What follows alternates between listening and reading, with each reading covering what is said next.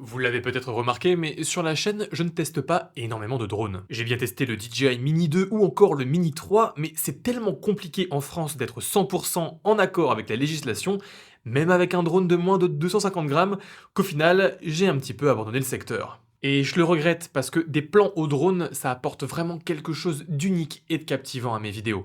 Et quand j'ai vu donc que DJI avait probablement trouvé la solution parfaite, évidemment, ça m'a intéressé. Ça, c'est le tout nouveau drone de DJI, le Neo, un drone lancé en septembre 2024 et proposé à partir de 199 euros.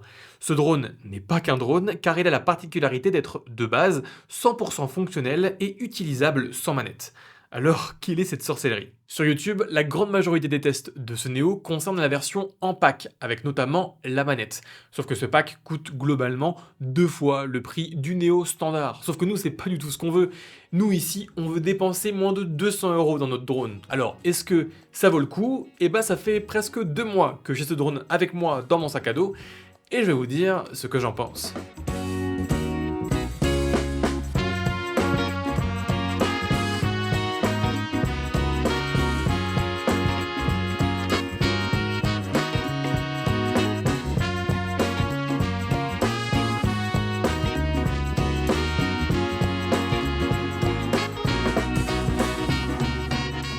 Mettre moins de 200 euros dans un produit volant grand public veut généralement dire qu'on achète une sorte de jouet chinois de mauvaise qualité. Mais là, quand on reçoit le DJI Neo, c'est pas du tout l'impression qu'on a. Et il faut dire que ce Neo ne manque pas de qualité et d'avantages qui le rendent presque unique. Ça commence déjà par des dimensions ultra compactes, puisque le drone fait environ 13 cm sur 16 avec seulement 5 cm d'épaisseur, et combiné avec ses 135 grammes, presque 2 fois moins qu'un drone de la gamme Mini, et à l'absence de manette, c'est la première fois que je me permets de prendre mon drone partout avec moi. Pour mon voyage à Barcelone, en Inde ou encore en Grèce, il était toujours dans mon sac à dos. Est-ce que je l'ai tout le temps utilisé? Non. Est-ce que j'ai regretté de l'avoir pris? Non plus. En Inde, il a pas décollé une seule fois, et c'est pas grave. Alors que par contre, l'année dernière, j'avais le DJI Mini 3 Pro et je l'ai jamais utilisé. Parce qu'il fallait prendre le drone, la mallette, mais également la manette, les chargeurs, etc. Beaucoup trop gros pour le quotidien. Là non, le DJI Neo, dans le sac à dos, on n'en parle plus. Et pour autant, comme ressenti lors du déballage, ce DJI Neo est loin de faire cheap. Il est même étonnamment résistant. En fait, de par sa conception autonome, DJI a protégé son drone par une structure qui entoure complètement le drone et protège les hélices des chutes, mais aussi les mains de l'utilisateur. Et des chutes, ce Neo, il en a connu quelques-unes, mais sans gravité. Alors une fois en tapant un arbuste en montée, et l'autre fois en se piégeant tout seul dans un arbre, mais c'est pas grave, on reprend le contrôle du Neo avec le téléphone, et on le fait revenir en lieu sûr. Car c'est bien ça la grande force du Neo, il est terriblement facile à utiliser. Décollage et atterrissage depuis la main, pas besoin de manette, d'accrocher le GPS, de sortir le téléphone, de vérifier les fly zones ou autres. Non, on sort le Neo, on l'allume, on choisit son mode de vol et il décolle. En moins de 15 secondes, le drone est hors du sac et déjà en l'air. Même pas besoin de s'embêter avec une carte SD, puisque à bord de ce Neo, on a 32 Go de stockage et c'est bien suffisant. Le Neo propose 6 modes de vol, dont les fameux Quick Shot de DJI déjà paramétrés et qui permettent de faire des cercles ou des plans travelling assez sympas en automatique. Chaque mode de vol est également réglable dans l'application mobile pour gérer la distance du drone par rapport au sujet, mais aussi la hauteur. Vous pouvez aller soit près du sol, mi-hauteur ou très haut, et il est aussi possible d'accéder à des commandes manuelles pour utiliser le Neo comme un drone classique, mais cet usage utilise la norme Wi-Fi du téléphone avec une portée d'environ 30 mètres, donc c'est très restreint, mais ça permet quand même de faire quelques plans sympas à droite ou à gauche. Moi, c'est clairement le mode suivi ou follow que j'aime le plus car pour un créateur de contenu, ça permet d'avoir des plans très intéressants à la troisième personne sans avoir besoin d'embêter quelqu'un d'autre. Comme vous le voyez depuis tout à l'heure, mais ici devant, le Neo a une caméra de 12 mégapixels qui lui permet de prendre des photos et des vidéos, mais surtout de se repérer dans l'espace pour lui éviter de percuter un tronc alors qu'il est en train de nous suivre. Et je dois dire que c'est très impressionnant. Sans être infaillible, pour une unique caméra, et si vous vous en servez principalement pour vous suivre, le Neo s'en sort vraiment bien. Après, là je me concentre vraiment sur le pack à 200 euros où il n'y a que le drone et sa batterie. Mais ce DJI Neo est également compatible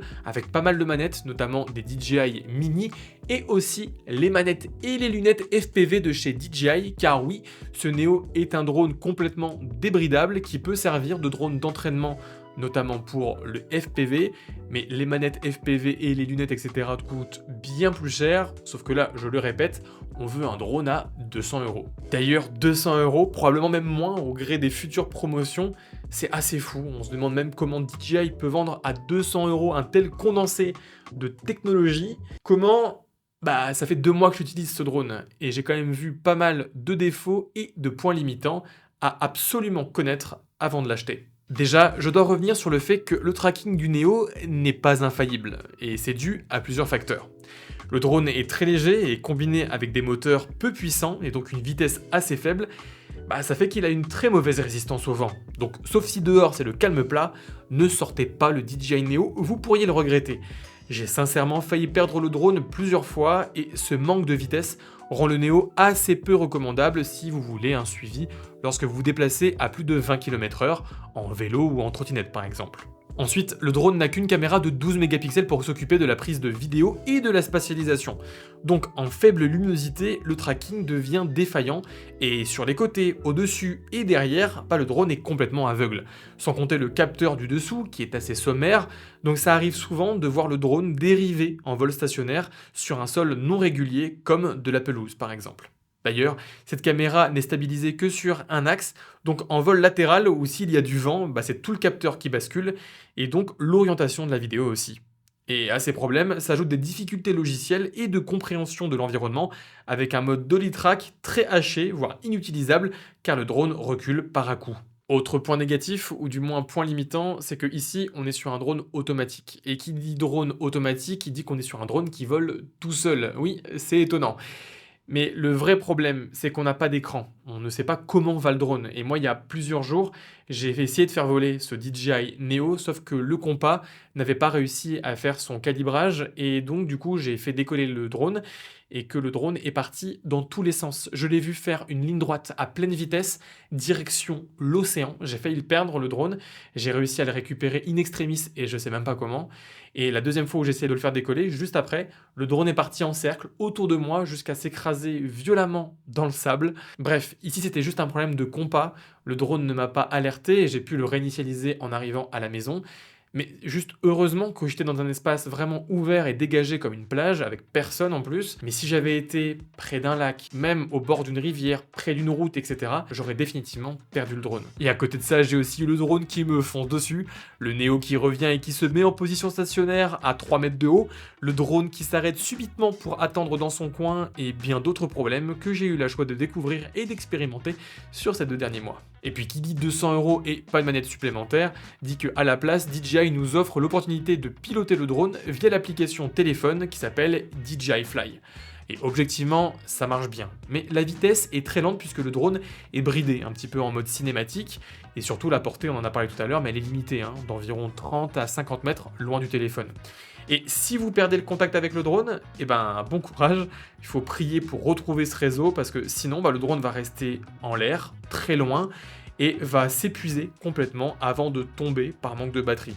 Ici, il n'y a pas de RTH, donc le drone ne va pas revenir tout seul au point de départ. Et en plus, cette application sur le téléphone, elle est essentielle car il est malheureusement impossible d'affiner la hauteur ou la distance des quickshots directement sur le drone, et ça c'est dommage. Mais le point le plus dérangeant pour moi, c'est que DJI ne permet pas, quand on n'a pas la manette, d'ajuster certains détails en termes vidéo, notamment la netteté du rendu, et ça c'est vraiment problématique puisque la qualité vidéo sur ce drone, c'est pas son point fort. DJI essaye à tout prix de faire croire que ce rendu est en 4K, et si je peux comprendre l'argument marketing, je peux vous affirmer que ce drone ne produit en aucun cas une image de qualité 4K.